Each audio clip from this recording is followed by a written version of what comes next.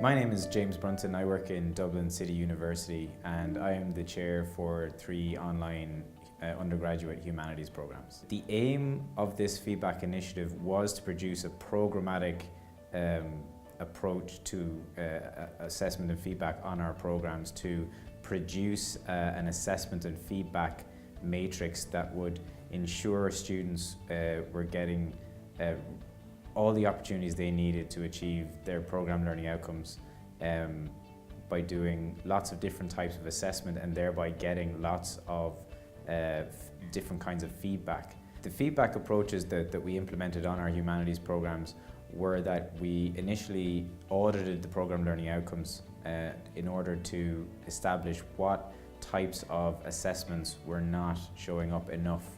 And then we created an assessment and feedback matrix that basically ensured students would have reasonable opportunities to meet all these different types of assessments. So the things that we wanted to increase were assessments like reflections, peer review, group work, and obviously all those types of assignments need very specific types of feedback for students to understand what have they done well, what do they need to work on. We then worked with staff so that they would understand why we were doing this, understand what the different types of assignments were, what types of feedback were needed.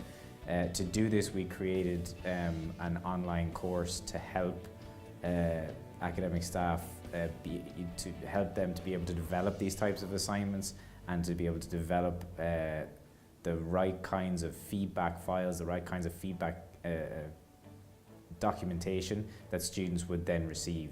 The initiative worked really well. What we then had once we had produced this assessment and feedback matrix was a really cohesive set of assessments with proper appropriate feedback mechanisms coming with them. It needs to be systematic, it needs to be planned, that they need to work with the academic staff that they have in order that they properly understand why are we using all these different types of assessments, and if we are going to use all these different types of assessments, what type of feedback do students need to get in order to make proper use of that assessment. I really see now that you have to, especially with first years, have a systematic approach to assessment and feedback. If you don't have a systematic approach, what you're going to end up with is an inconsistent student experience with regard to assessment and feedback.